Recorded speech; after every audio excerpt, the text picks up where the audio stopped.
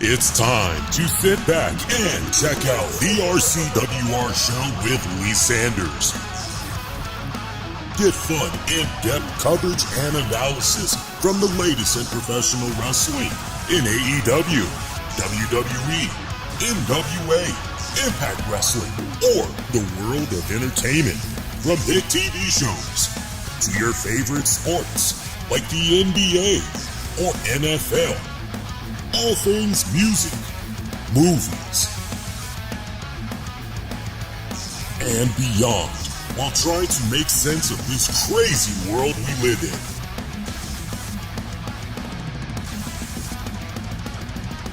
All while keeping it honest, insightful, and interactive since 2011.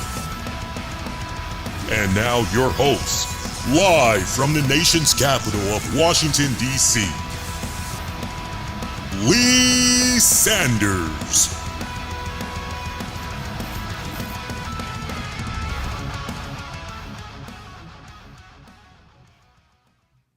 Hey, what's up, pretty babies? Covering the latest in wrestling, entertainment, and beyond since 2011. You're checking out a new episode of the RCWR Show. Lee Sanders here for this Monday night of March 25th, 2024. Hey, man, how about that All-State Arena edition of Monday Night Raw? Sound off. Let me know what you thought about that episode, man, because that joint, I'm going to say up front, was fire. Get at me on X, formerly known as Twitter, at the RCWR Show, youtube.com/the RCWR Show. Click on the communities tab and you can sound off, let your voices be heard, cast your vote as well on this episode. Yo, this was a really solid, star-studded edition of Monday Night Raw, I gotta say. And let's remember, we are now, what is it? Because WrestleMania is going down the weekend of April 6th, right?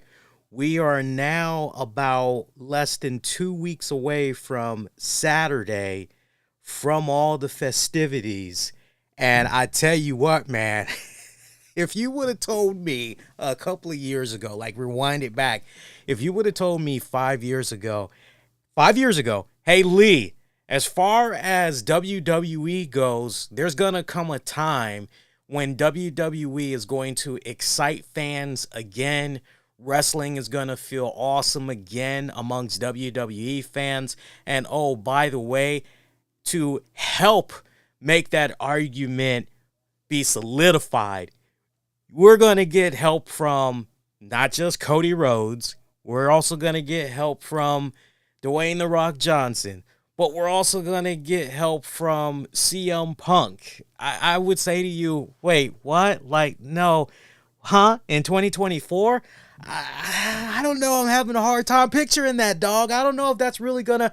And that's exactly what has been going on these past several months. But the way everything just culminated tonight, I dare say to you guys, should tonight have been the WrestleMania go-home show? Because now you're just looking at what transpired tonight, and you're keeping in mind that Roman Reigns and The Rock are going to be showing up on the WrestleMania go-home edition of Monday Night Raw next week.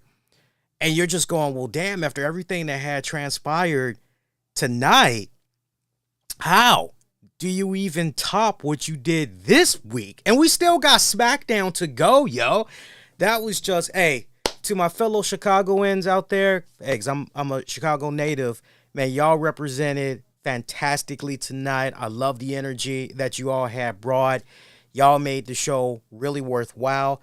I enjoyed a lot of the production aspects from WWE this go round, but particularly I love the fact that the first hour and 15 minutes, and I think those that watch the show tonight would definitely be in agreement. The first hour and 15 minutes of tonight's Monday Night Raw had some of the best emotional context mixed in there with strong characters that really made the show fly by. I mean, to have Drew McIntyre, and you also got to put Drew McIntyre into the mix as well. I can't believe I disrespected my man and I didn't put him in there with those lists of names when I was saying, hey, if you would have spoke to me 5 years ago. But if you would have told me that there was going to be a segment involving Seth Rollins, CM Punk, and Drew McIntyre that was going to be totally edgy, unhinged, as I don't know what, and basically it's a case where,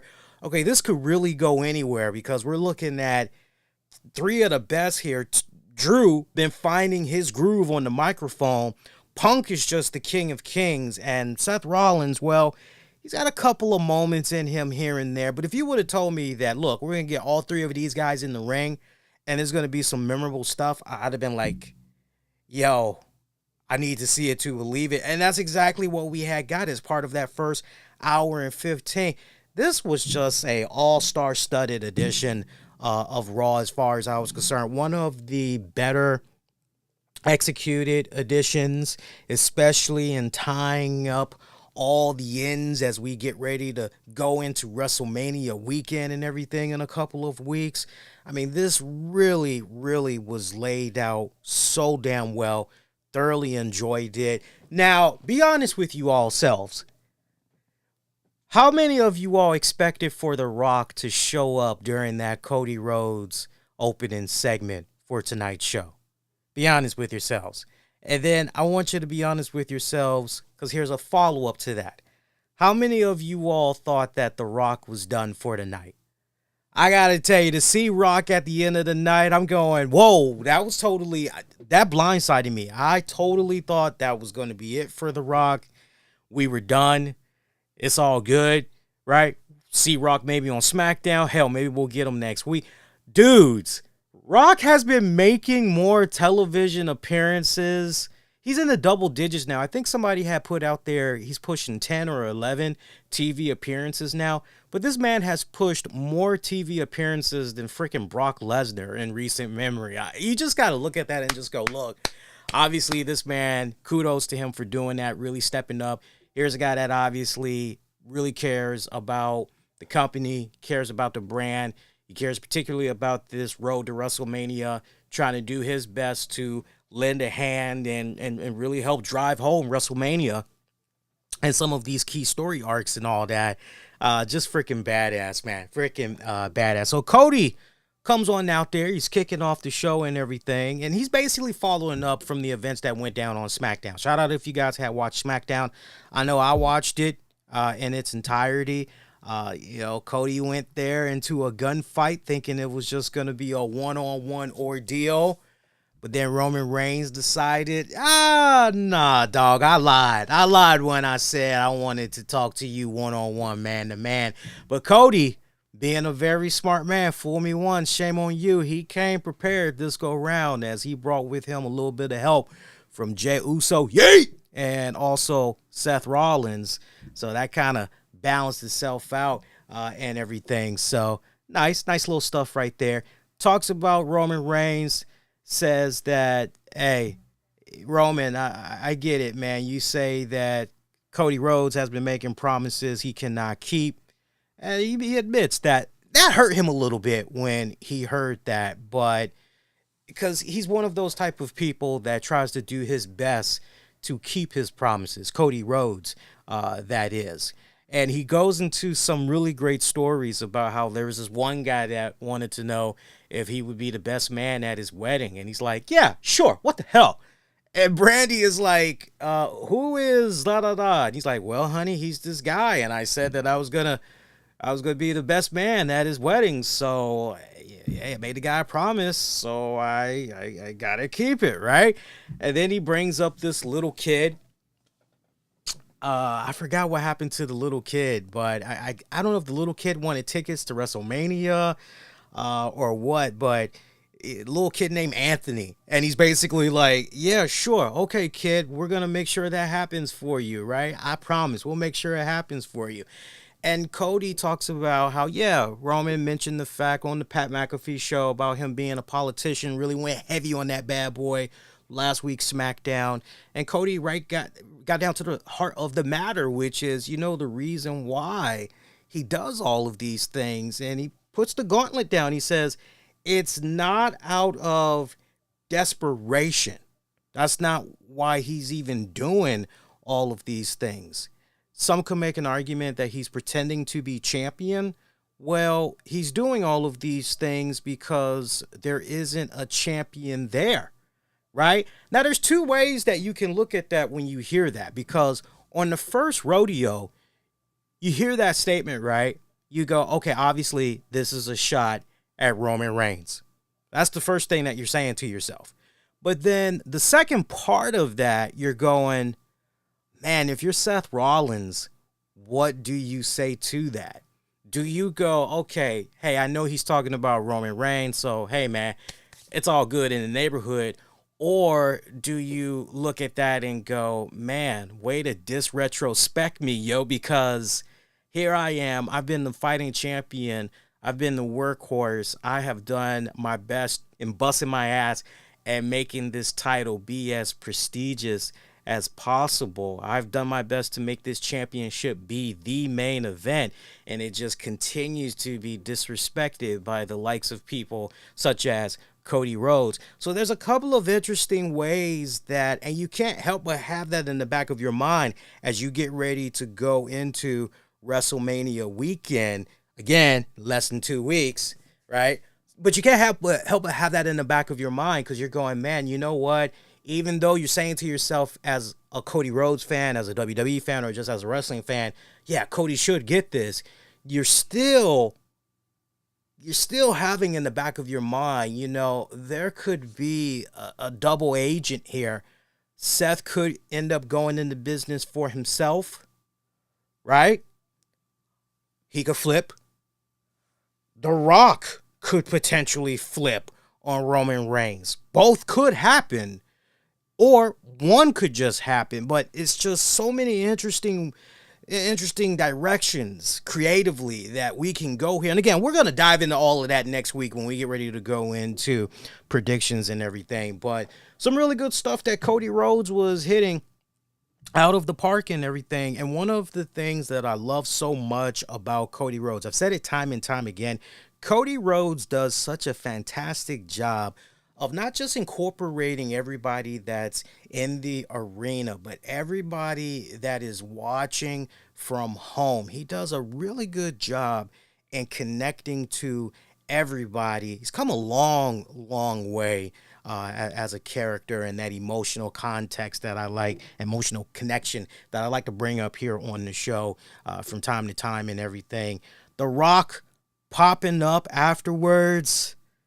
Cody looks stunned like a mofo because, look, this wasn't advertised. This wasn't on the manifest. So we've got the big boss himself, the final boss himself, The Rock, coming on out there and everything. Rock keeping this short and simple, y'all. He's just getting into the ring, showing the crowd a little bit of love, soaking it all in and everything. But he's just pretty much standing there across from Cody. What a big size differential between these two guys, by the way. Like, it just really dawned on me when I was watching these guys tonight. I'm going, holy crap. Rock looks like he can just eat this guy up for freaking breakfast, right? Like, this is just a mark out moment. You got the fans chanting, "This is awesome." And then right after that, the fans start chanting CM Punk. Leave it to Pat McAfee going, yeah, he's here too. Let's not forget about that, folks. Yeah, we got CM Punk tonight. This was really freaking all hands, all star, loaded up edition. I love this. And this was just within the first 20 minutes for the show. This was great.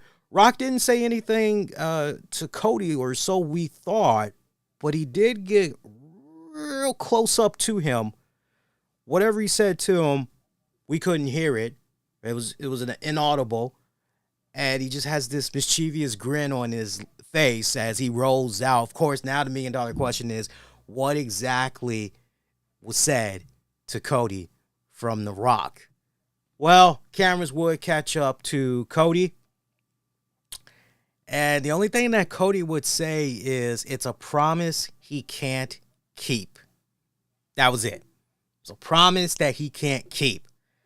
So, do you suppose what Rock had said to him earlier was, I'm going to beat that ass and I will wipe your blood on my belt that I'm going to give to your mama? Do you suppose it was something along those lines?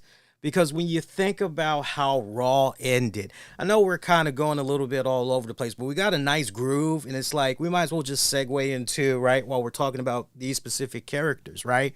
But you look at that great brawl that went down between The Rock and Cody Rhodes to close out Monday Night Raw. I freaking love that. Just the fact that it was raining too, that made it even more worthwhile, because I don't know, there's just something about, call me a sucker or whatever, but there's just something about when you're doing some type of a brawl outside, but you're dealing with the natural environment as it is, because that is just a playground in itself that you can have so much fun with creatively, right? And the fact that it was raining, I mean, it doesn't get any better than that. And you've got The Rock right on cue. As soon as he sends Cody Rhodes out there on the loading dock with the rest of the tour buses and everything, right? You got freaking Cody Rhodes' nightmare bus. And remember, Cody is now getting into the whole alcohol business, and The Rock giving Cody that cheap plug right then and there while he's continuing to whip his ass. Loved it. All that stuff was freaking good, man. I loved it. And shout out to The Rock for, we're going to talk about it later on, but that report that was floating around, we talked about it here last week too, that report that was floating around about how some folks within WWE talents, a little bit disgruntled, a little bit heartbroken, and what they consider to be a double standard. And we dived into all of that, tackled it from so many angles, and I put the gauntlet down on that when it was all said and done. But The Rock had basically put out a response to the reports that was floating around and everything, and he basically said, yo, this is total BS, because I guess there was one report that was put out there which said folks had, spoke with The Rock about the language and all of that, and Rock pretty much had shot that down and basically saying, look, if I'm in that moment, whatever I'm feeling, I'm going to always speak from the heart. And you know what? I mentioned all of that because Rock continued to speak from the heart tonight. Boy, I'm just picturing my guys that are part of the censor team up in the freaking truck or whatever. And I'm just picturing a freaking cigarette, all three of them, four of them, or one just cigarette in the mouth. It's just got that little box and he's just ready to bleep a mother out. Right? I'm just picturing that because The Rock was just cursing his ass off like a freaking sailor. I loved it. Now I am waiting for somebody to upload Raw from their respected country. So whether it be Australia, Canada, I'm waiting for the uncensored version, because I want to know what all The Rock was saying, because they bleeped him so much. It wasn't just, it was one of those things where it was like, and you're like, what the hell did he just say? I gotta know. So I'm looking forward to the uncensored version of that, because that was some hilarious stuff. But Cody whipping, or Cody getting his behind whipped by The Rock in the rain. I'm just thinking of that old school song. I don't know if it was the Dramatics, but it's that one song, I wanna go outside in the rain. It may seem funny, but I wanna go outside. I wanna go outside in the rain. Love that song. That's some old school. It's almost kind of part of that Motown realm for you guys, if you know your music right. I don't think it was the Dramatics, though. I don't think it was the Dramatics that sung it, but I know I'm in the right ballpark and everything. Whipped that boy so bad, did The Rock, made the Cody bleed around the forehead area. Then from there, took some of that same blood. Turns out he had his belt, The Rock. The Rock had his own belt. He promised he was going to put Cody's blood on that belt. Give it to Cody's mama. I loved it. It was a beautiful beatdown. I loved it, man. One of the best beatdowns I've seen in quite a long time, especially given the fact that it involved the outdoor environments too. It was beautifully shot. And leave it to The Rock, because The Rock's been in so many films. He has that director's eye, so to speak. I love how Rock is kind of directing the cameraman at certain points. He's like, raise it up there, raise it up there. Yeah, I love how he's just calling audibles and everything. Like he's delivering a freaking Picasso masterpiece there. Great stuff. How is Cody going to rebound from this? Should be interesting to see how it plays out. Whether it's going to happen on SmackDown, I doubt it. I'd be shocked. But whether it happens on SmackDown or more likely it'll go down on the final Raw, Cody getting a little bit of some revenge there. I'm curious to see how Cody is going to rebound, because we've seen Cody now in these positions where, okay, Rock is owning him. Cody's coming off like a chump, but then Cody comes right back and he gives it to The Rock, right? It tick for tat. He's been coming out there, and it's been fun watching Cody Rhodes get a little bit of a mean streak, getting a little bit down and dirty, right? And sometimes you got to be that way depending on who the opponent is and everything. So now that we have seen The Rock come out the way that he's come out, now we got to see how Cody is going to up the ante there. So some really, really good stuff that I had enjoyed, quite honestly.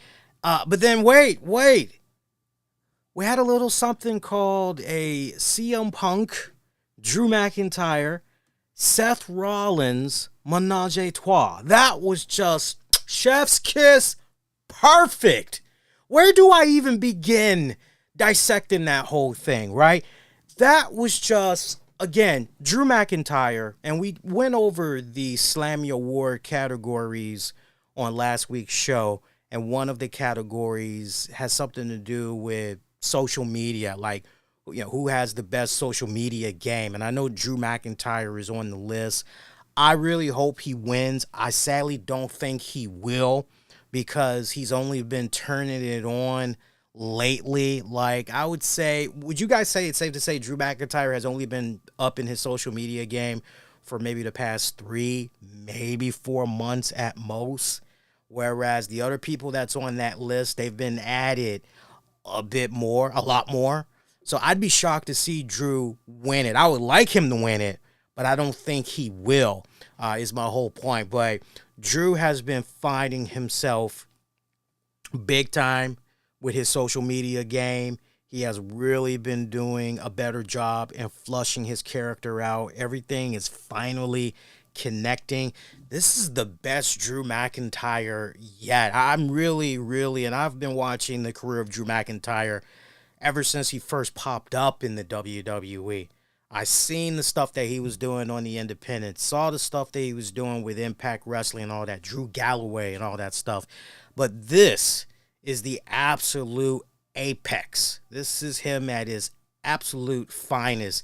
And I've been enjoying with the work that he's been putting out there and everything. And him and CM Punk, just the back and forth chemistry that those two men have with one another. The stuff that dreams are made of, let me tell you. Drew's social media game today, where he was making fun of Mindy's, talking, he was mad that Mindy's was closed because he heard so much about it and everything. And you just can't help but wonder, did Drew actually just pull up, like not rehearse it and all that? Did he just pull up and, oh, wow, they're closed, and he was just going with the flow there and everything? Because if that all was just one take and it was his reactions in real time, you're just going, that's badass, Drew, that's badass. And he's doing all this in broad daylight while he's pushing his own little mocked up Drew McIntyre Punk-inspired shirt and everything. I loved it. It was great stuff. But yes, for those of you that are interested in Mindy's is closed on Mondays and Tuesdays. Obviously, they are big WWE fans and all that. And, look, the thing with Mindy's, can we just say, for a quick segue here, Mindy's has been getting so much free press that it's unprecedented. I mean, everybody that has been promoting the hell out of Mindy's, from CM Punk and everybody else, like, Mendes needs to do a video saying, hey, WWE, AEW, like, thank you guys. We really appreciate, really, thank you. You have tripled our business by mentioning us, right? Seriously. I know when the initial stuff had went down involving CM Punk and Mendes and the initial put over, I remember there was one Chicago trip I was supposed to make for my birthday, and I was supposed to be hanging out with friends and family and everything. Sadly, it didn't happen, but I know one of the things that was talked about was, well, what do you want to do while you're out here? And I said, well, I know I want to go to White Castle. Frozen White Castle, it doesn't beat the actual real thing from the restaurant. Hopefully Drew McIntyre, because I did see his posting earlier today. I said to him, dude, go to White Castle. You'll thank me later. Like, seriously, go to White Castle. But I'm looking at the stuff with Mendes and all that, and I was like, yeah, I definitely want to go to Mendes. Like, I want to go to Mendes. But sadly, it didn't happen. But Mendes has been getting so much damn free press. It's not even funny. I would be shocked to hear if all the press that Mendes has gotten these past couple of years, to hear that sales have not doubled or tripled. I'm just going, okay, what are you guys doing wrong here? Like, seriously. Like, if you're not making a profit by now, like, maybe you should turn that business around and go in a different direction. You feel where I'm coming from? But Drew, Punk, great stuff. Punk kicking things off, saying, hey, a lot of questions up in the air. Will I be at WrestleMania? Short answer, yes. Will I be wrestling? No, not medically cleared to compete yet. So what does that mean? Will I be doing some commentary? Will I maybe be doing some refereeing? Will I maybe be the host of WrestleMania? If you would have tried to pitch that to me many years ago, being a host of WrestleMania, I would have looked at that and been like, that's beneath me. But now, man, just anything that I can do to be part of WrestleMania weekend, that would just be awesome for me, right? So you got this nice, humbled CM Punk that's out there. You're going, okay, yeah, this is nice. And look, you just knew. Come on, you can't do the Allstate Arena, number one. You can't do Chicago, number two, without rolling out CM Punk. Oh, and number four, another sold-out arena for WWE. I had looked up this information earlier because I was curious. Shout out to my boys over there at WrestleTix. They do a great job as always. But WrestleTix had said that tonight's WWE RAW show at the Allstate Arena had surpassed 15,000 tickets. 1,500. No, I said it right. 15,000. 15,000 tickets distributed will be the highest attended Raw since WrestleTix have begun tracking full time, which goes as far back as since 2021.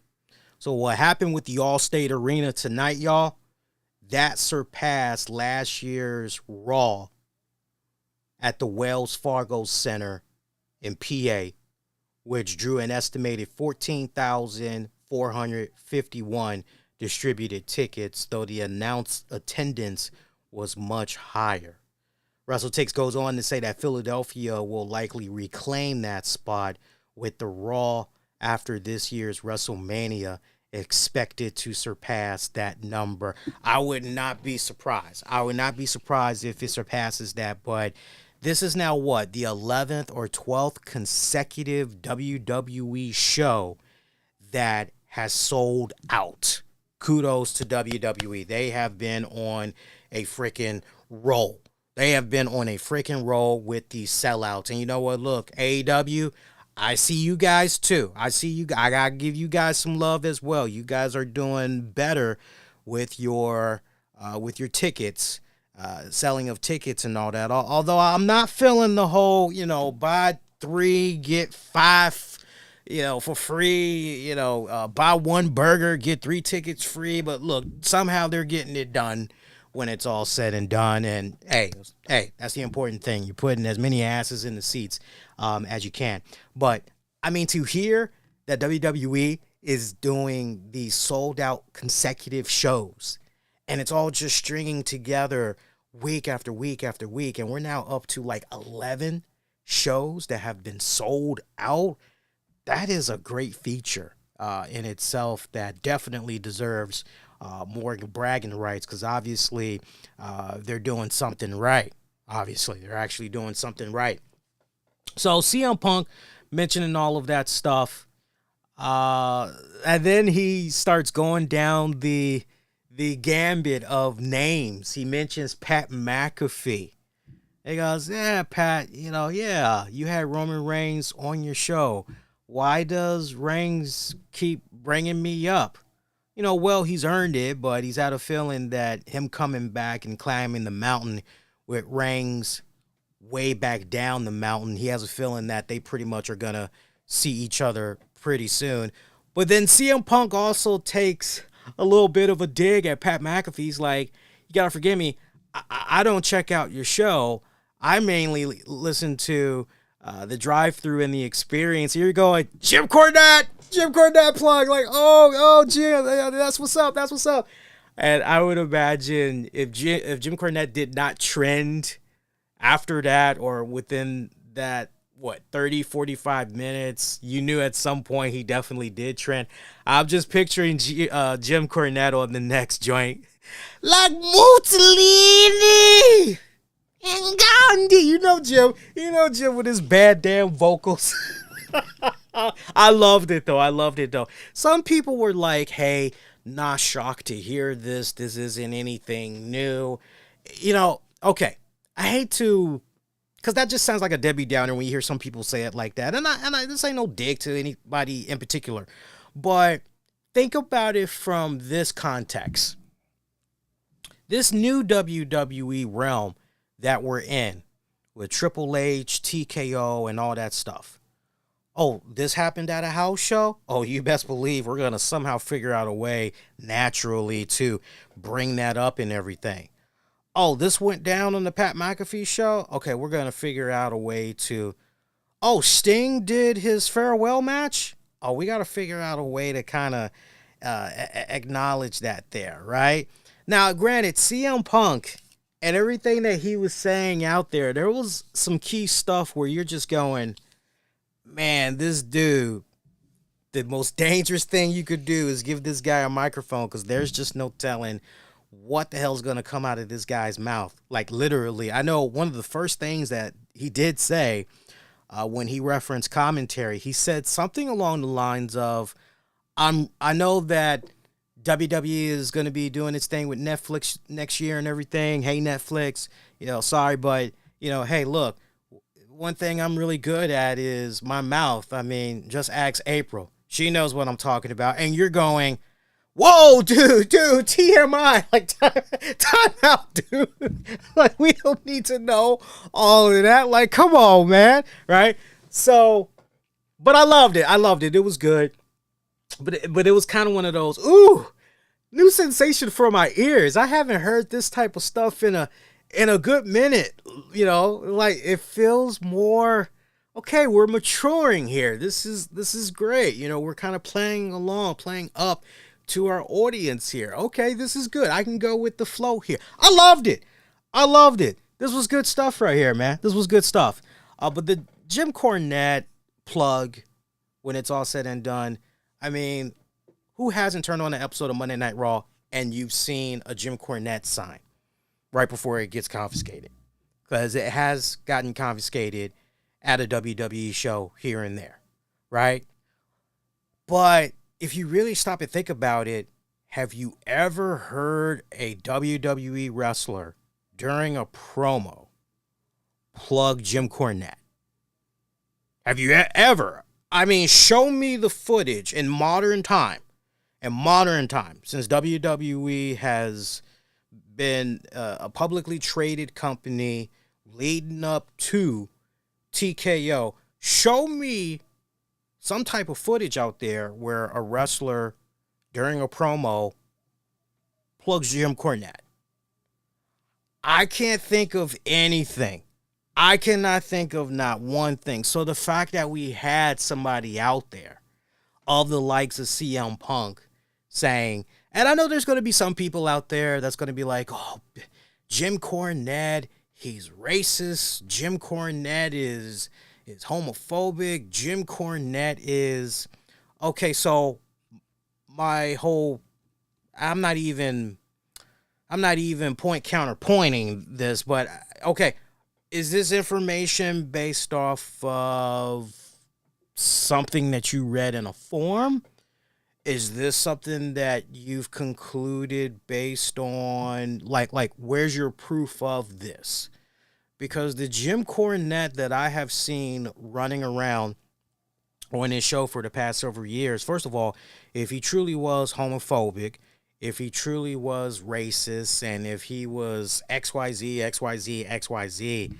Brian Last, and we all can admit, those of us that make our rounds listening to the other podcasts and everything, and showing support for other podcasters, Brian Last would not be lasting this long as Jim's co-host. He would have went and found something else to do by now, work with somebody more, hey, I don't need all that baggage. I don't need that headache. I don't need people coming after me on social media and all that. I know there's some really bad stigmas that's out there and everything. I also am aware that Jim Cornette has this reputation where, fortunately, whenever he says something bad about AEW, everybody comes out of the woodworks and they are, but they fail to somehow miss that it doesn't matter if it's WWE, AEW, or insert the name. If Jim's watching it, he's going to give the good, the bad, and the ugly regardless. So it was nice to hear CM Punk give that nice little plug. You also know, full disclosure, Jim Cornette, CM Punk, they share the same lawyer in Stephen P. New. I won't go down that whole rabbit hole. That's for you all to look more into on your free time and all that, but full disclosure right there. So that was a nice little thing that went down. I'm sure, definitely everybody was like, oh, he said the name. He said the name. Like, it's going down. Seth Rollins mentions him, talks about how they go way back. They don't see eye to eye, but mostly because he wears heels now, does Seth Rollins. So that made me pop big time. That was actually pretty funny. Drew McIntyre, he brings him up. Talked about how, that's a guy that he has talked about him over and over, like to nausea. And he's going, you notice I haven't said anything about him because I'm the type of person where I like handling my business in the ring. So when you got a problem in Chicago, handle it face-to-face like a man. Drew McIntyre does come out. By the way, I loved how CM Punk and that microphone, this guy was able to string himself into a really badass position where once he is nice and healed up, he's got 3 opponents waiting to dance with him. 3. Now, I know some of you guys are going, wait a minute. Seth Rollins, Drew McIntyre. Well, who's the third opponent? Dwayne "The Rock" Johnson, because he mentioned him during his damn promo as well. I actually jotted that down. He said something along the lines of somebody that hasn't said anything about me, somebody that's been radio silent, has been The Rock. Maybe that's because 10 years ago, when he came face-to-face with the Second City Saint, he realized that his arms were too short to box with God. So this is one of those scenarios here where you're going, man, this dude is talking himself into some interesting angles. Like, if you're WWE, you're Triple H them in the back, you're going, damn. Like, we wasn't even thinking about that. Like, there's some more money to be made here, right? I love this. I love this segment for all it was worth, man. Drew McIntyre coming out. CM Punk interrupting, saying, cut that man song off. Like, seriously, I'm tired of hearing it. Cut it off. Punk says he might not be medically cleared, but he doesn't want to have a wrestling match. So, Drew, get your bitch ass in here. Drew ain't having nothing to do with CM Punk there.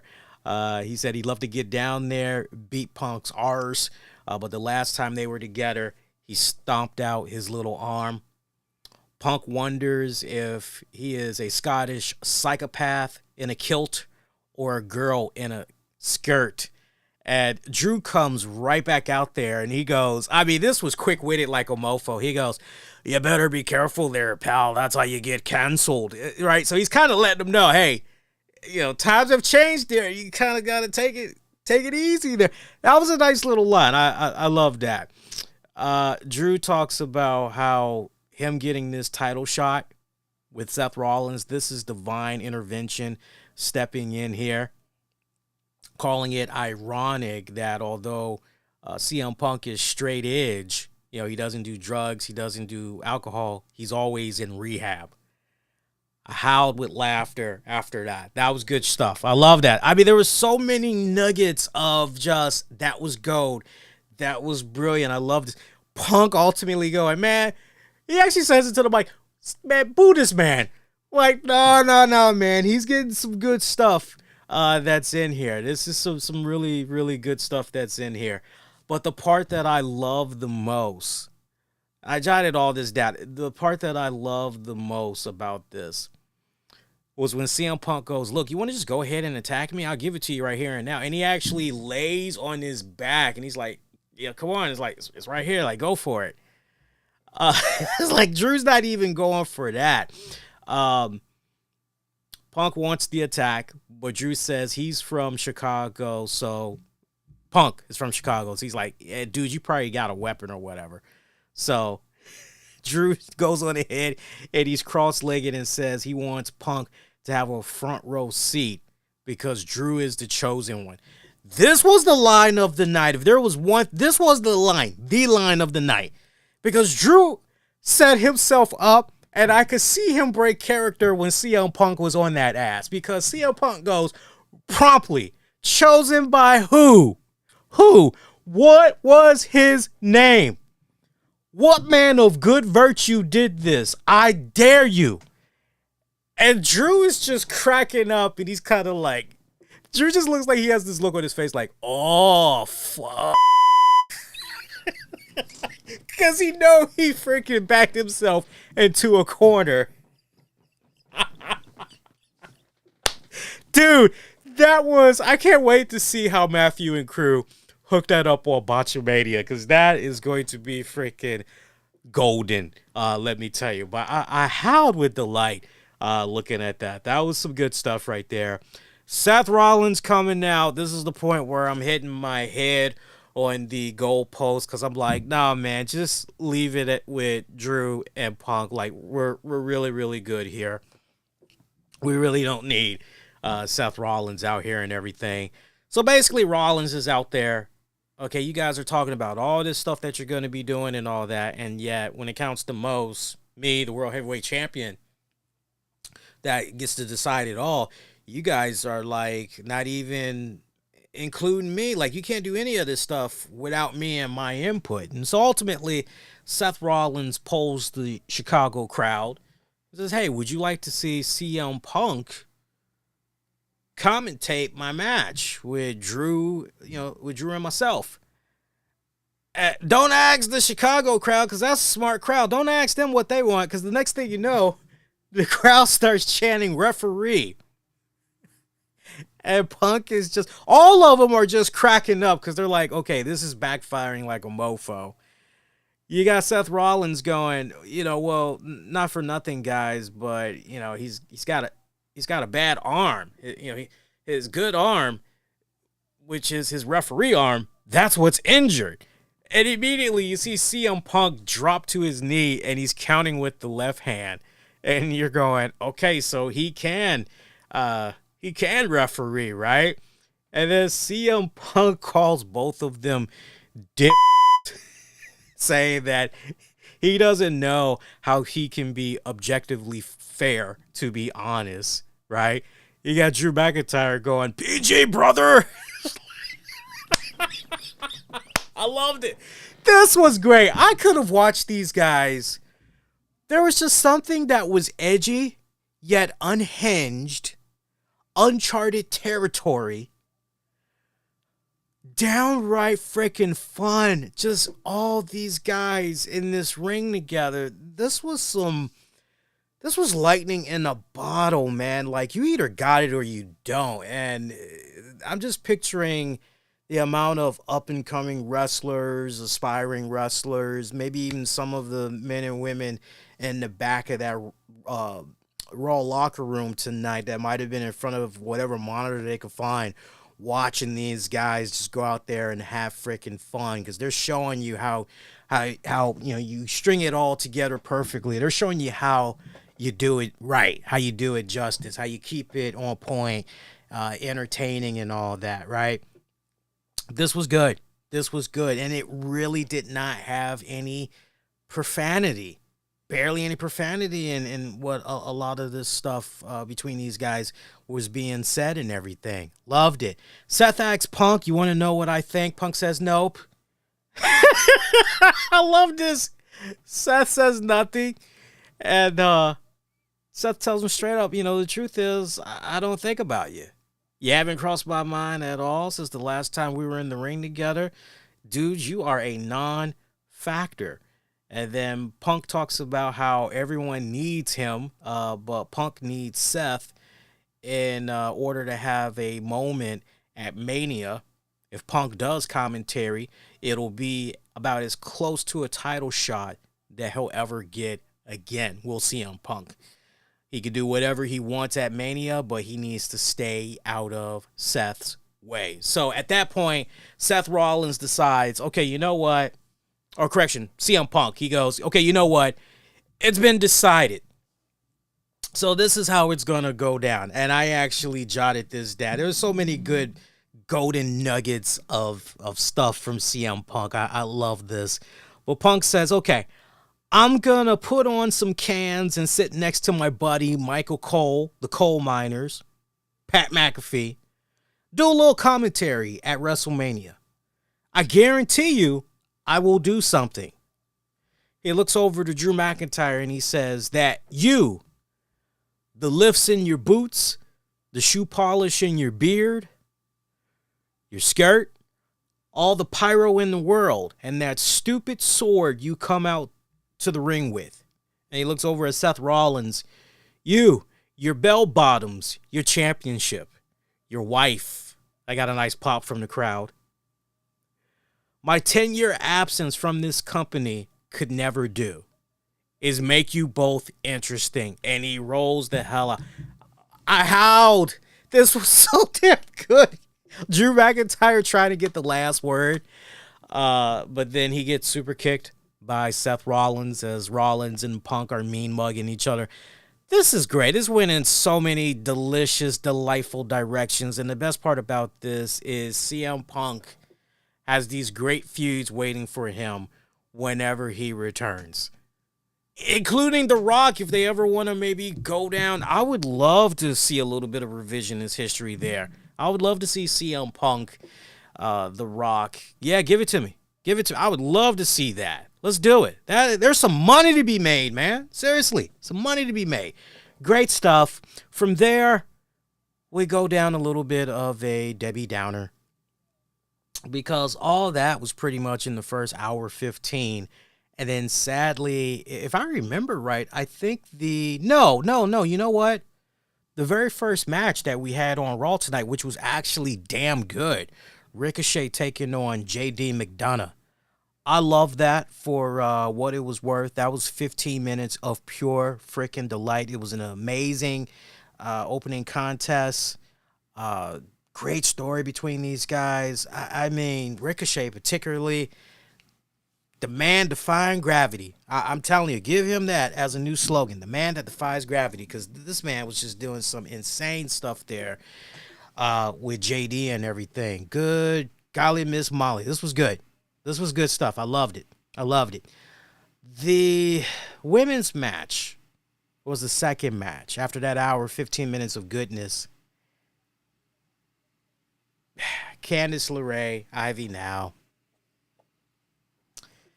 That's all I got to say about that one. DIY, meanwhile, taking on the New Day. This ended in a no contest. Is what it is. It was only like a handful of minutes it was on. So really, we were on such a high, and now the quality is just wait a minute, what's going on here? What happened? Andrade taking on Giovanni Vinci. I think the commercial break that was put into this match, bad timing, because the total match itself probably ran about 6 minutes. So when you just go on ahead and you slide in a commercial break, like, come on, dude. And it's not even a picture-in-picture break. It's a full commercial break. Like, yeah, that doesn't really help. Now, the little bit that we were able to see, I mean, Andrade looked pretty good. I mean, he pretty much, right? But nothing on the level of what he was doing in AEW, match-wise, match quality-wise. I mean, I got to be honest, I've seen better Andrade matches than what I was given tonight. Being totally honest with you guys. There was a Rhea Ripley, Becky Lynch talking segment. By the way, I don't know how many of you guys are going to be taking advantage, but Becky Lynch does have a new book that is going to be out tomorrow, and she's going to be doing a mini tour. I know she's at some point in the next couple of weeks going to be out here in Washington, D.C. Will I pick up a book? Will I go to a Becky Lynch book signing? It's kind of one of those deals where my wife even asked me, she's like, you don't really mess with Becky Lynch like that, do you? I said, no, not really, no. She's like, but I bet if it was Bianca Belair or Rhea Ripley, you'd go. I go, oh, yeah, hands down, right? Sorry, Becky Lynch fans, but, like, that's just where I'm at. It's like that. Those are my priorities right now. But anyway, Rhea Ripley, Becky Lynch, this segment was just... Rhea held it down. She represented very well, hit it out of the park as usual. Even appreciated the fact that she took the time out to bring up her Peach video that went viral over the weekend. Actually, her 2 Peach videos that went viral from over the weekend. But the main one everybody remembers is the Nia Jax one and everything. And Nia Jax just like, hey, all right now. But Becky Lynch, I hate to talk negative about Becky Lynch. I do. Literally, I do. Those that's been checking out my show for a long time, I'm usually pretty neutral when it comes to Becky Lynch, as opposed to some of my colleagues in the podcasting world. But even I have to admit, this exchange that went down tonight between Ripley and Becky just seemed completely out of her element. She seemed completely out of the zone in this one. This just came off totally outclassed, outmatched, outgunned in every shape and form. I'm really having a hard time believing that Becky Lynch is going to pose any type of a threat to the championship reign of Rhea Ripley. And I get what WWE was trying to do tonight with the promo exchange, where they're having Becky Lynch come at Rhea and say, hey, what's been the most difficult part about being a new mother and all of that is the fact that, I had to do all of this, after my dad passed. My dad, wasn't around to see his granddaughter, enter the world and all that. Like, I get what WWE was trying to do as far as help her character connect from an emotional standpoint with the fans, but it's like, you're going to need a lot more than that if you're going to really try to dethrone Rhea Ripley, right? I mean, and I'm not even talking about size. I know a lot of people are going, the size of Becky is it's a total mismatch. It's not believable. And to that I say, well, look at those times where Rey Mysterio, Brock Lesnar, right? We have seen those classic David and Goliath matches where some stuff has gone down, and under the right type of booking, under the right type of good writing, We have seen some really great stuff going on. Now, I mentioned what I mentioned. Don't dare think that, so Rhea Ripley and Becky Lynch, they are not the Brock Lesnar and the Ray. No, they are not that at all.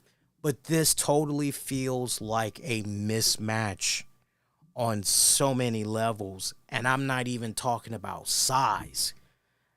Size is the very last thing that is on my list. It really is. You know what this feels like? You know what this feels like to me? And I've said it time and time again, and I'm going to say it again. What should have been the WrestleMania main event, it should have been Rhea Ripley, Bianca Belair. They danced around each other last year in 2023 when they both were holding on to their respective women's championships.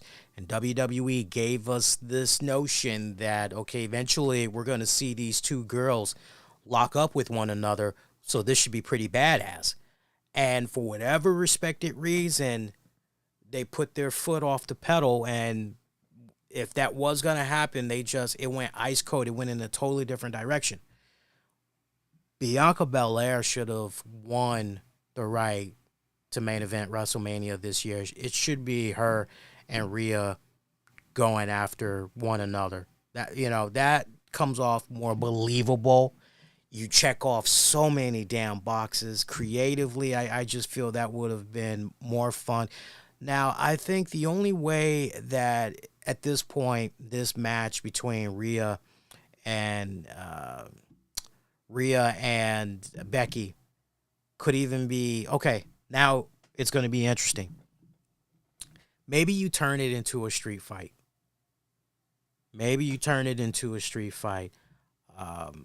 I'm not going to say a cage match because this is going to be like their first official time locking it up, right? So I'm not going to say a steel cage match, but maybe at this point what they need is a street fight. That way you go, okay, so now we don't have to worry about things from a wrestling standpoint because weapons, like anything goes in a street fight. So if you don't go in that direction and you're just going with a straight up wrestling, like as it stands right now, it's just not believable that Becky is going to come out as the new women's champion. Right now, as it stands, realistically, ask yourselves, be honest with yourselves, and you can comment in the chat. Do you believe, honestly, that Rhea Ripley is going to lose to Becky at WrestleMania? Yeah. It was something is off. I don't know what it is, but something is off with Becky. And I'm not even talking about her size, but just something with the Becky Lynch character. Yes, she has put on some good matches here and there as of late, but there's just something that is off. I wish I could put my finger on it, but it's definitely not the same Becky from 2 years ago, 3 years ago, 4 years ago. It's not the same Becky. Something is sincerely missing. Something is lacking.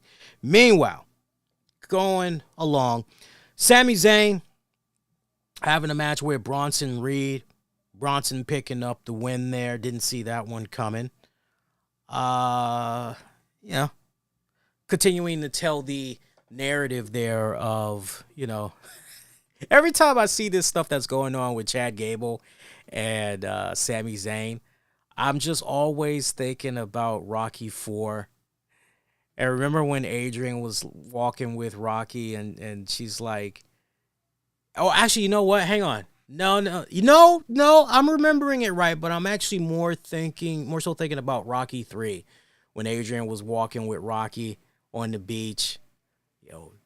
Tell me what's wrong. I can't beat him, right? I don't think I can beat him. I'm almost kind of reminded of that when I'm looking at Sami Zayn and Chad Gable. And then I'm thinking about Rocky IV and Adrian's like, you can't beat him, right? That's like the first time in Rocky history. She's like, you can't beat them. No, right? She didn't say that with Clubber Lang, but she sure as hell said that when it came to freaking Drago. She's like, you can't beat him, right? I love this stuff that's going on with that whole dynamic and everything. What else? Backstage segment, Sami Zayn tossing crap around. Chad Gable comes in there and tries to calm him down, but Sami is pretty pissed that he let Gunther get into his head again. Keeps wondering how does he continue to let this happen.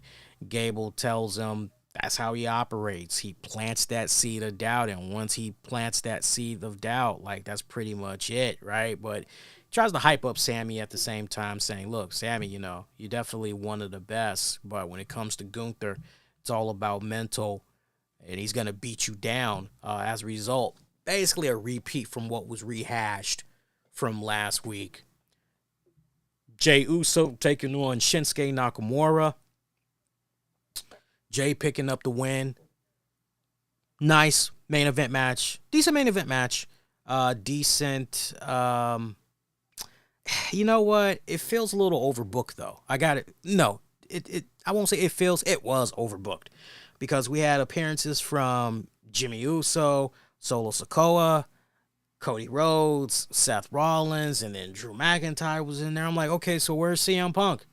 And I'm just picturing CM Punk watching on the monitor, eating a box of Mindy's muffins, right? Like, that would have been a nice touch, but no. Isn't that funny, by the way? CM Punk is able to work with, like, all of these people. Like, I just dance around that thought. I don't think you guys will be able to expand what I was possibly getting ready to say there. But anyway, overbooked for my personal taste. Really wasn't needed, but a fun main event match there. And we pretty much already told you guys about the beatdown that ultimately happened with Cody Rhodes and all of that stuff. Pretty solid episode. Definitely the way the entire show felt, it definitely got you hyped and pumped for WrestleMania season. No doubt about that. But for me, the promo of the night, Punk, Drew, Rollins. Enough said. I can't wait to see how that particular segment does on social media in its entirety. That should be, if whoever is running the WWE social media channels, like, you got to upload that joint in its entirety. Because I'm curious to see the feedback, right? The comments and all that. But I'm just curious as far as the viewership goes and the engagements. I'm curious to see how that's going to go. Hey, we asked you guys, what did you think about tonight's Monday Night Raw? I tell you what, let's go to X, formerly known as Twitter. Let's go there first, and let's see what you guys had to say. All right, let's see where you guys are. A few more votes had came in, too. All right, so I'm seeing a tie at 4%. I went with stars this week. I decided to switch it up. I went with stars this week. So we got it. Highest is 4 stars. Then we go 3, 2, 1. So we got a tie at 4% for 1 star and 2 stars. Nobody went with 3 stars. 91% of the votes coming in gave it 4 stars. Nice. Appreciate you guys that cast your vote, by the way. Let's see what you guys had to say over on the communities tab via the RCWR show. Over there, because I know some people are like, what about 5 stars? Like, right, go the Melter route. Come on, Melter Lee. You got a 5-star option on that one. So it goes 5, 4, 3, 2, and 1. Right now, early votes I see on the YouTube channel, 5 stars, 100% of the votes. So now that you've heard that, feel free to vote, right? Cast your vote, let your voice be heard and everything. Appreciate everybody that had cast their vote. But definitely when it's all said and done, great edition, right? Great edition of Monday Night Raw. And we got a few more shows to go. That's the beautiful part. We got a few more shows to go before WrestleMania. How y'all weekend been? I hope it was fantastic. I hope by now you were able to get your Disney Plus fix on and you were able to check out X-Men 97. Did you hear the latest news? Over 4 million people have checked out X-Men 97, the 2-episode premiere, and it continues to maintain 100% on Rotten Tomatoes. It continues to be critically acclaimed, praised through so many media outlets. nobody's saying anything bad about the X-Men 97 show. So hopefully you were able to spend the weekend, whether by yourself or with your kid or kids or whoever, and you were able to check it out. Some really good stuff that had went down, man. My weekend was pretty good. I was relaxing mostly, taking it easy. I had the house to myself as the wifey was away at a convention. So it was just me along with my 3 dogs, my 3 furry little daughters. And we were all just taking it easy and all that. And it was nice. You know, at one point I had ordered myself a pizza. I was ordering some interesting stuff from Grubhub. I ordered a pizza. And then next day, I felt like something from Noodles and Company, so I had got that. There was some new dish I had tried. It was new for me. I don't know if you guys had ever tried it. Again, it's from Noodles and Company. I want to give the dish a shout out because I really, really enjoyed it. So if you like somewhat of a sweet soy sauce type of meal, and you like steak meat, right? I got the perfect thing that I would recommend you guys try. It's a Japanese pan noodles with marinated steak. I loved it. This was really, really good. If you've never tried that before from Noodles and Company, try it. Really, really good. You'll thank me later. And then I also tried their Korean barbecue meatballs. That's something else that I recommend. For those of you that have a sensitivity level to spice, you don't have to worry about spice when it comes to these dishes. No spice at all that you're dealing with. I even had the wifey try some when she came back because she got home late. Yeah, it was late Sunday night when I saw her. And she pretty much at that point had to, grab a quick bite and then jump in bed because she had work in a few hours. But she even liked it. So I asked her, I said, are you tasting any spice? She was like, no spice at all. I was like, this is really good. Like, yeah, it's like nice change of pace, right? She's like, yeah, really good steak meat. I'm like, yeah, it's very, very good. So try that. You'll thank me later. I promise you. And that was it. Just relax, taking it easy. Caught up on some stuff on the DVR. I saw a decent amount of the college basketball games that was on over the weekend. I'm kind of like most people, like either you fill out the bracket or, hey, just so I know kind of what's going on here with this thing called March Madness, let me just see what's up and everything. So some pretty good competitive games that they had over the weekend and all that. No doubt. Some really good games that they had on. All right, so again, hopefully the weekend was good for you. I know it was really cold over the weekend, too. Shout out to some of my friends and colleagues that live a bit on the East Coast, Midwest side, because they dealt with snow. Matter of fact, I got to check in with him, find out if his power has been restored. But I know John Draper had went, I believe, a full day without power in his home. So that kind of, oof. It's amazing when you really stop and think about it, isn't it? Like how much we rely on electronic stuff. Because the minute that you are without power, you don't have that power source. Now all of a sudden it's like, we're struggling. We're struggling. It's amazing, man. And it even makes you appreciate when you do have a backup generator. You got to look into those backup generators. I tell you what, man, you got to look up into those backup generators. Couple of little headline tidbits that we can get into before we get ready to dip out here.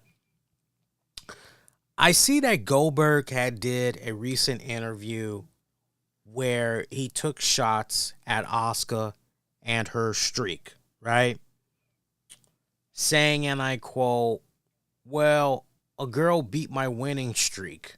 Asuka is her name, some Japanese girl, and they touted her as being the one to have the longest winning streak.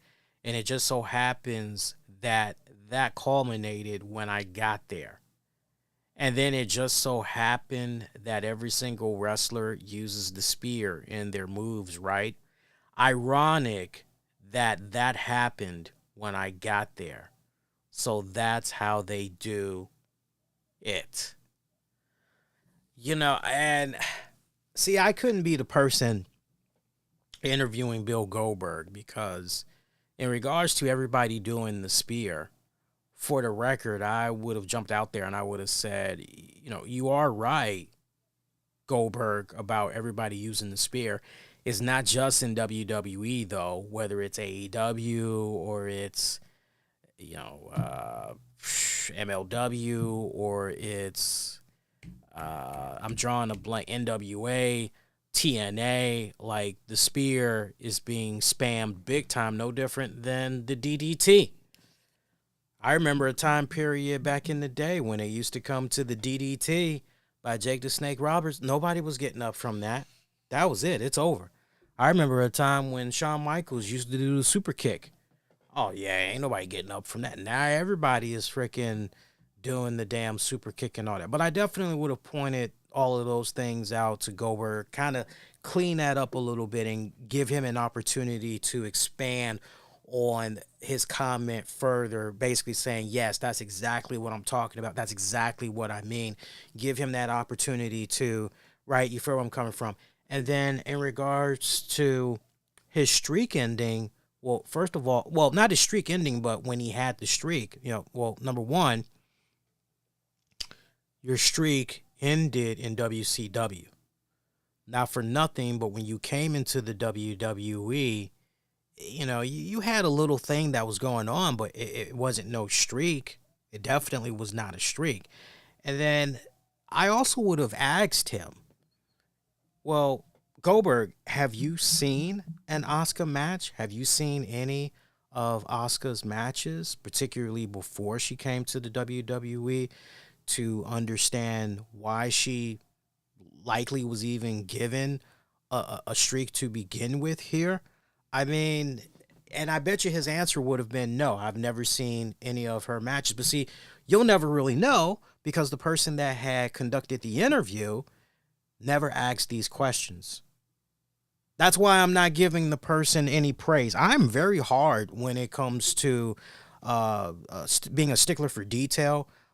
I know good interviews when I hear them. I know bad interviews when I hear them.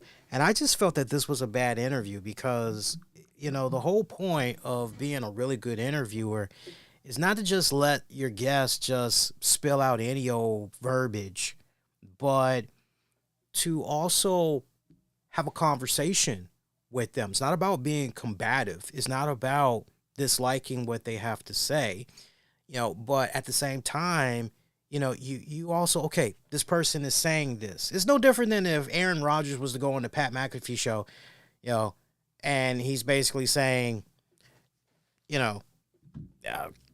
Listerine is being put in the COVID vaccination joints. That's what's being injected into people, right? You're not just going to be like, oh, wow, really? You don't say. Wow, that's crazy. Yeah. You're going to push back on that. You're going to push back on that. And the fact that this guy did not even have the audacity to, or the courage, have some conviction. Well, have you ever seen an Asuka match? Have you seen some of her stuff when she was wrestling in Japan to understand potentially why? And I understand why WWE did what they did with Asuka. She built a very strong name for herself overseas, a reputable name. I remember when she was wrestling as Kana, I was singing her freaking praises way back when. And so for Triple H to ultimately be able to get a hold of her and bring her to the WWE, and they had her on such a magnificent run down there in NXT back when it was kind of still in its infancy stages there, right? Like, no, this was just one of those, Goldberg, you're out of your element here. You're completely out of your realm here in this one. When nobody thinking about taking away your winning streak, when nobody thinking about you when they were doing what they were doing, with Asuka when nobody thinking about that. And that just totally comes off as a blatant slap in the face. So what? Nobody can ever have a streak? Is that what we're saying? Nobody can ever have a streak that comes and furthermore, and Bill Goldberg has even said this himself in numerous interviews, and it's been well documented in other little documentary series and all that hey, 1 week you hear the Goldberg streak is at 35, and then by the time you get into, the very next week, 7 days later, all of a sudden that 35, hopefully I said 35, but you see where I'm going, that they be playing around with the numbers like a mofo. Last Monday it was 35, and now it's freaking 54, and you're going, well, wait a minute, you guys aren't even doing house shows. Who the hell did he beat between now and, what the hell's going on here, right? And they just kept, right? It's one of those, okay, so what's the actual number? What is the actual Goldberg streak of a number? This just made me shake my head and just go, damn, dude, I lost even a little bit more respect for you. He's just coming off, honestly, Bill Goldberg is coming off as a bitter that doesn't like the fact that he didn't get his promises from Vince McMahon, which we documented several weeks ago when we were talking about Bill Goldberg and everything. He's just being bitter because Vince McMahon wasn't, unfortunately, able to come through on his word because he has his hands tied up at the moment. Ooh, there's a bad thought right there. But you get the point that I'm making, right? So, unfortunately, it's not happening. And anybody that is, a good interviewer, okay, obviously you had the issues that you were having there with WWE and Vince McMahon not able to make his promises and everything. But with Triple H now at the helm, have you tried talking to him and seeing about making things potentially right, giving you that opportunity for that one final match before you ride off into the sunset, right?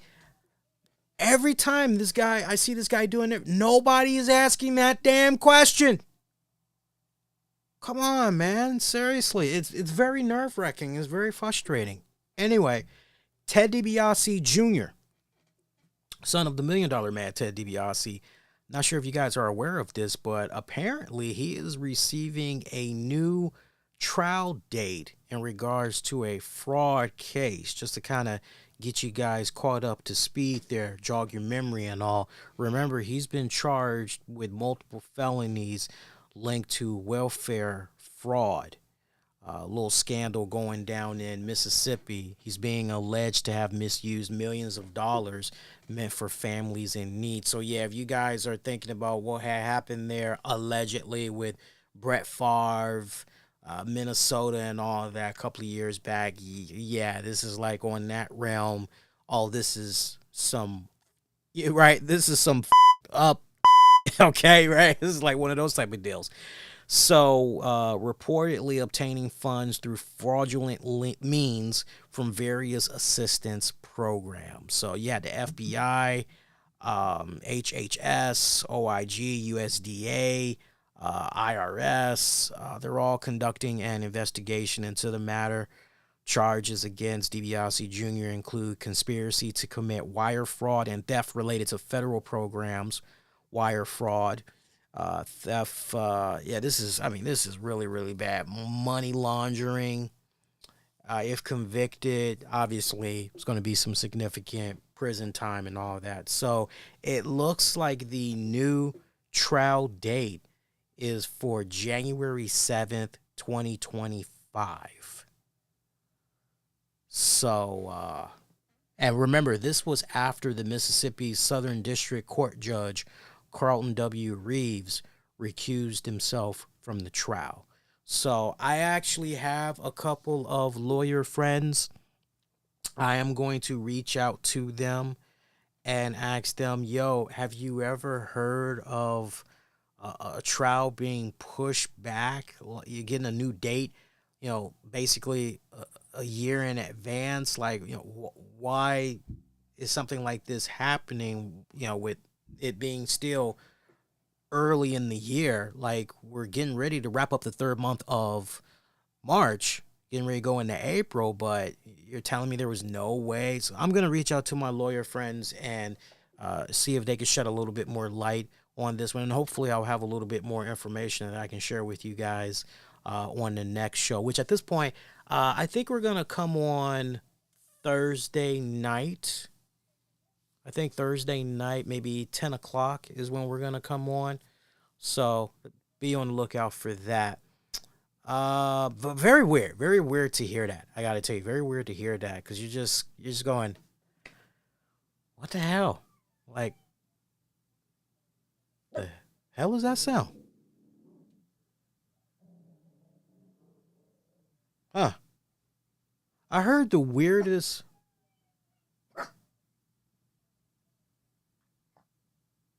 Huh. I'm hearing a really bad sound. I am concerned. I don't know if my wife is crying or... Hang on, guys. The screen's going to go black real quick. I think this is urgent. Hang on.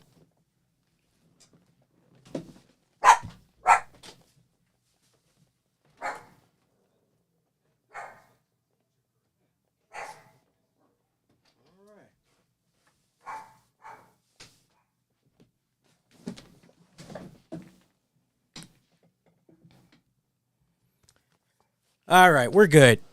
Goddamn alley cat. Goddamn alley cat is screaming. I go into the bedroom like, I know my wife just went to sleep. Like, what the hell? And she's knocked out. I see my other dogs. They're just chilling. I heard the alley cat. We have this alley cat. I can't stand the freaking cat, man.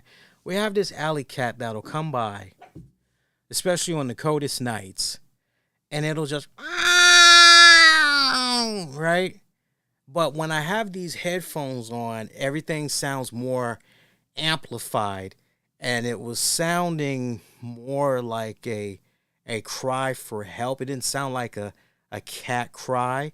But when I went into the other room there, I was actually able to hear it really good that time. And it was like, it's the goddamn alley cat. Goddamn alley cat. Ridiculous. Anyway, but yeah, what was I saying? We were talking about the Ted DiBiase Jr. stuff. Yeah. So we pretty much were done with that. Appreciate everybody that had sent best wishes, thoughts, prayers, and all that in regards to my stepdad. He's doing a lot better. I actually shared a photo from earlier today, because I went and saw him at the rehab facility where he's staying. Yeah, because they are trying to help him regain strength and muscle, particularly in his legs. And it was so funny because he's bugging my wife last night. He's like, "Oh, could you pick up some Diet Dr. Pepper and some Cheetos, and I need my wallet because I gotta pay a couple of bills come Wednesday." So I say to her, I'm like, "Hun, there's no way you can do that. This is like Sunday night going into Monday. Like, hun, there's no way you can do that. You got to get up like butt early for work. Like, I got the free time. Let me go ahead. I'll pick up the stuff and I'll drop it off and all that." She's like, "You sure?" I'm like, "Yeah, it's no problem. Besides, I've been meaning to check up on him myself and everything. I actually was supposed to stop by and see him over the weekend, see how he was doing and everything. So, but it had rained out here at one point. So I said, yeah, I'll go out there. So I go see him and everything. And, I told him, I said, "Look, you got to have this stuff in moderation. This is part of the reason why you're in this bed right now. It's like, because all you keep eating this and drinking is this crap over here." And I'm not even there for 10 minutes, and a nurse comes in, and he's like, "Oh, hey, this is my son-in-law. Yeah, he's married to my daughter." I'm like, "Hello," and she's like, "Hi," and she's like, "Why are you eating that crap? I have your lunch right here." It was the biggest freaking spread of lunch that I've ever seen, man. I mean, he had spaghetti and meatballs. It was enough for 2 people, maybe even 3 people. And he's eating all this, right? He's got salad, nice big hearty salad. I mean, he's got the whole 9 yards. I'm like, okay, yeah, this man's eating good. I'm texting my wife as I'm seeing all of this. I'm like, this guy is eating so damn good. He does not need this crap that we're giving him. Why are we giving him this crap? Remind me why we're giving him this crap? Because this is the same crap that's basically put him here in the first place. Why are we giving him this crap? It was funny. It was funny. Yeah, we talked though. Like my plan was to hang out with him for about 90 minutes, 2 hours. But I made it to about an hour because he was just starting to get nasty with his food. That Jay said, a fork. I'm gonna use my hand. And he just starts eating his spaghetti and meatballs with his hand. And I say to him, don't you have a fork? Didn't they give you a fork? And he goes, yeah, but I can pick up so much more with my hands. Besides, it's fun. I'm like, okay. And I'm just going, whatever, dude. But no, like, I'm having this heart-to-heart talk with him, because now we found out he has diabetes. And, as somebody that, does deal with diabetes. I was diagnosed with diabetes some years back. I'm telling him, look, Pops, like, take it from me. Like, you got to get ahead of this now. You got to be on top of it now because, this could lead into other health complications. And I'm breaking it down for him and everything. And not reading him the riot act, but I'm breaking it down for him. And then the next thing you know, like, a little bit after that, make sure you tell Tams, bring some more Dr. Diet Pepper and Cheetos. Look, in regards to the Cheetos, and he's like, it's not Cheetos Puffs, it's Cheetos Crunchy. And I'm like, yeah, I'm getting the hell out of here on that note. I'm like, and I told Tams everything that had happened, and she was like, I'll talk to him. I'm like, yeah, like, cause he can eat all that crap that he wants once he gets out, for all we care. Is like, but right now, he needs to focus on getting his strength, getting his muscles back, right? Like, challenge himself and everything. Cause he told us, he was like, apparently it's free. This rehab facility where he's staying at, it's free for the first 20 days.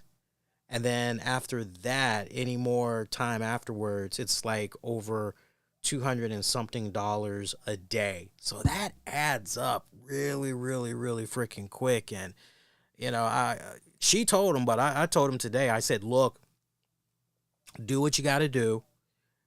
Learn what you need to learn. Once you feel that you are at 100% and you feel like, okay, I'm good. Because I told him, I said, your goal needs to be physically better before that 20th day hits. That way you can do all the exercises that they're teaching you up here. You can do all that at home and everything. And he was like, yeah. And I rolled out after that because it was just kind of like, he wasn't really talking. Anyway, he was mostly in his phone. And plus, my feelings was hurt, man. It was like, I'm telling him all this stuff about what he needs to do with his health. And he's like, yeah, if you can, tell my daughter to bring me some more soda and chips. That be like, yeah. It reminded me too much of my grandpa. I loved my grandpa. I had one of the coolest grandpas. But he dealt with diabetes. And man, I remember he had a really bad spell at the house. Long story short, we ended up taking him to the hospital. They did the tests and all that. And they were like, yeah, his diabetes is getting worse.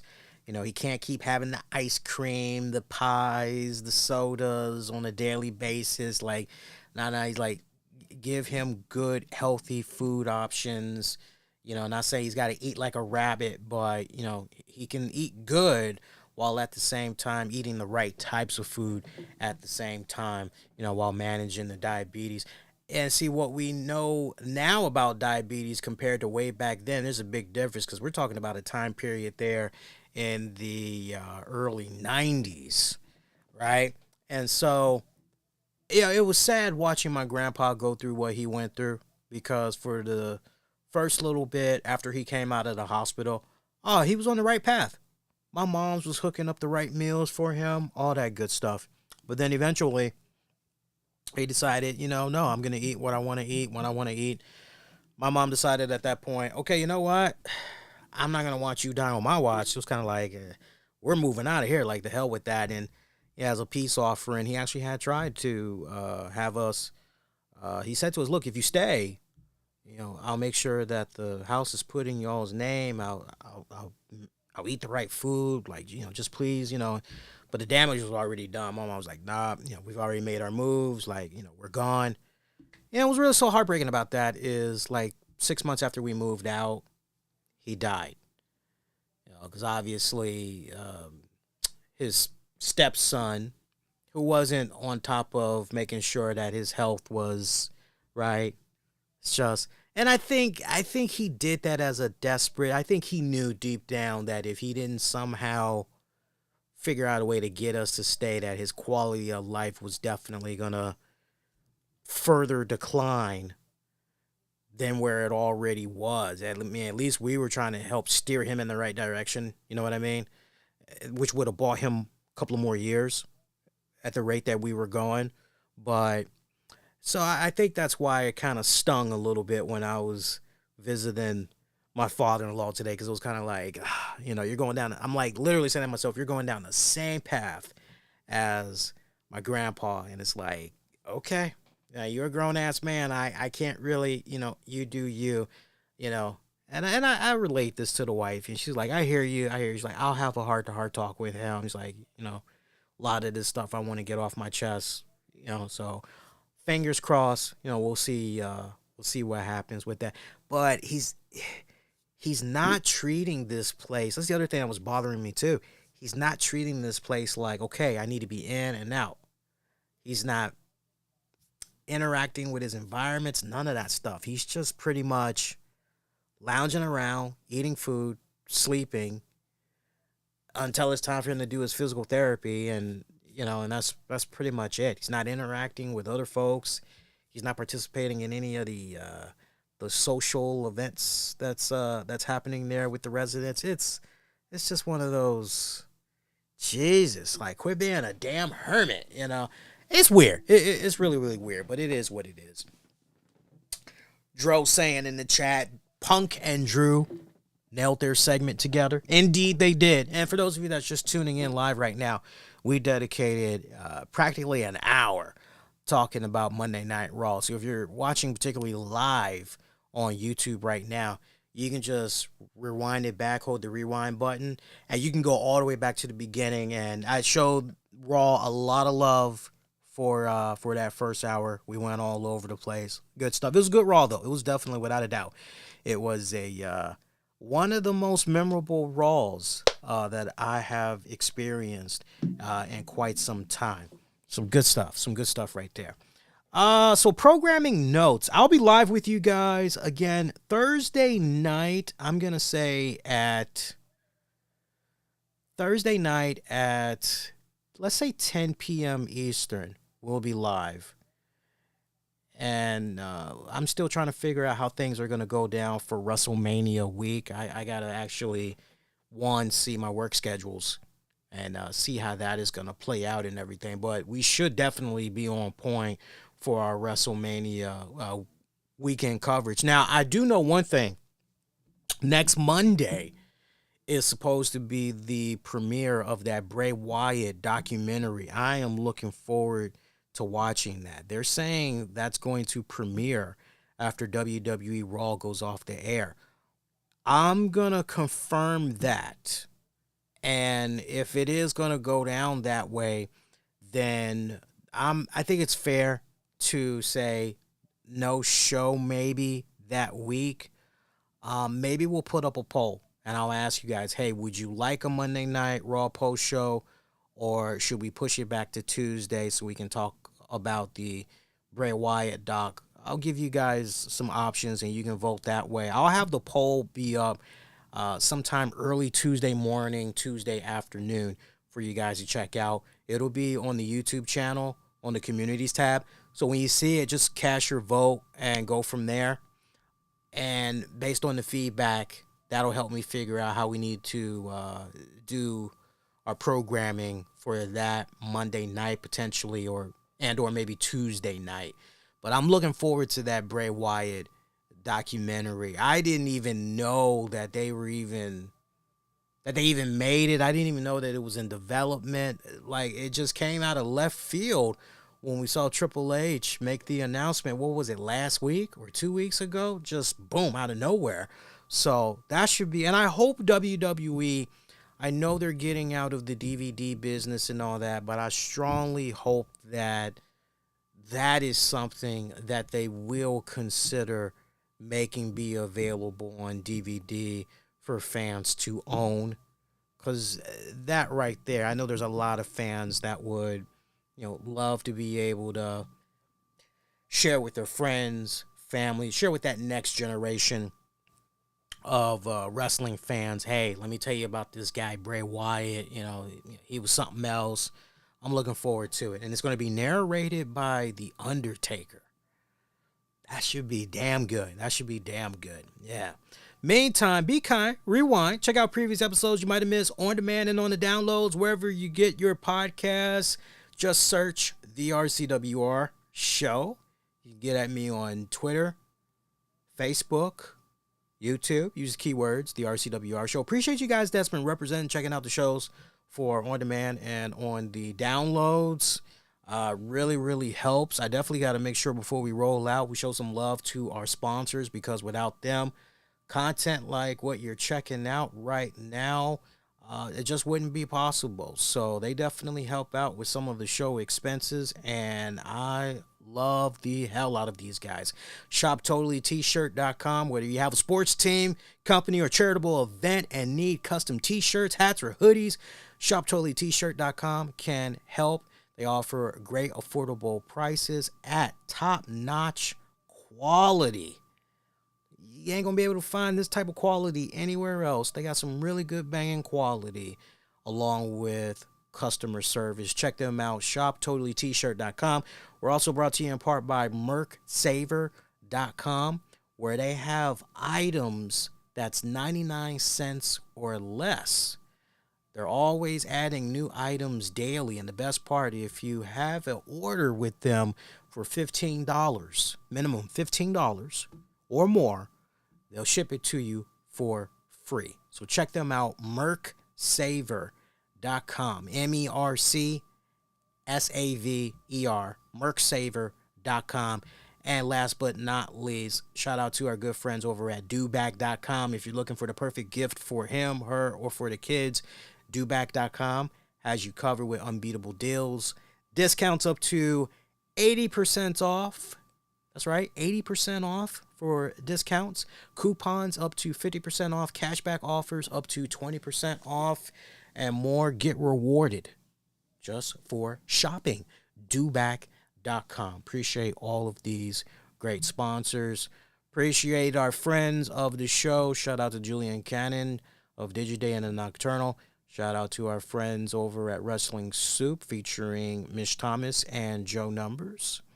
And that is going to do it, my friends. Until next go round, wishing all of y'all to be safe. Most importantly, be kind to one another. And I will see you guys next go round. Adios, y'all. Take care.